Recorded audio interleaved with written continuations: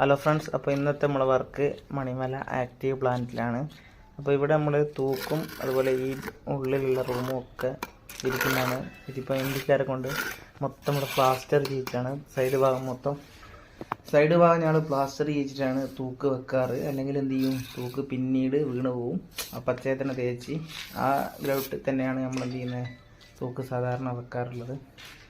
പിന്നെ അതുപോലെ നമ്മൾ തൂക്ക് വെക്കുമ്പോൾ ശ്രദ്ധിക്കേണ്ട ചില കാര്യങ്ങളാണ്. തൂക്ക് വെക്കുമ്പോൾ നമ്മൾ പല സ്ഥലങ്ങളുണ്ടല്ലേ, ഈ ഒരു ഭാഗത്ത് ചിലപ്പോൾ പൊട്ടിയിട്ട് കാണാതെ സിമെൻ്റ് ഒന്നും ഇല്ലാതെ. അപ്പോൾ ഇവിടെ നമ്മൾ എന്ത് ചെയ്യും, ഇങ്ങനെ ടോപ്പിൽ നല്ലോണം ഗ്രൗട്ട് നിറച്ച് കൊടുക്കണം കേട്ടോ. ഗമ്മാണെങ്കിൽ ഗമ്മ് എന്ത് ചെയ്യുക, നന്നായി തേച്ചതിന് ശേഷം അതേപോലെ നമ്മൾ തൂക്കിൻ്റെ മുകളും നന്നായി ഗമ്മ് തേച്ചതിന് ശേഷം മാത്രമേ എന്ത് ചെയ്യാവൂ, തൂക്ക് വെച്ച് കൊടുക്കാവൂ. അതുപോലെ നമ്മൾ തൂക്ക് വെക്കുന്ന നേരം ശ്രദ്ധിക്കേണ്ട വേറൊരു കാര്യമുണ്ട്.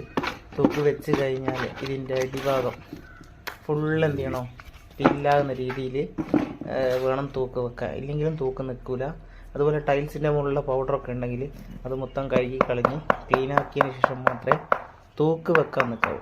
അതുപോലെ ഇതുണ്ടെങ്കിൽ നല്ല ടൈറ്റായി മുകളിലൂടെയും അടിയിൽ കൂടിയും ഗമ്മ് പോരുന്ന രീതിയിൽ നല്ല ഷീറ്റിങ്, പക്കാ ഷീറ്റിങ് ആക്കിയിട്ട് മാത്രമേ നമ്മൾ തൂക്ക് വെക്കാവൂ. ഇതിപ്പോൾ അത് കണ്ടാൽ അറിയാം, നോക്കിയോ.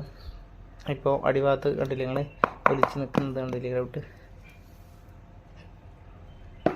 അങ്ങനെ നമ്മൾ എന്ത് ചെയ്യും, ഈ ഗ്രൗട്ടൊക്കെ എന്ത് ചെയ്യും, അടിയിൽ ചെറുങ്ങനെ കട്ട് ചെയ്തെടുത്ത് കൊടുക്കും. അതുപോലെ മേലെ ഭാഗം കണ്ടില്ലേ, നന്നായി ഷീറ്റിങ് ആയി കൊണ്ടുവന്നുകൊണ്ട് അടിയിൽ ഇങ്ങനെ കത്തിയെടുത്തിട്ട് കട്ട് ചെയ്ത് ഒഴിവാക്കണം.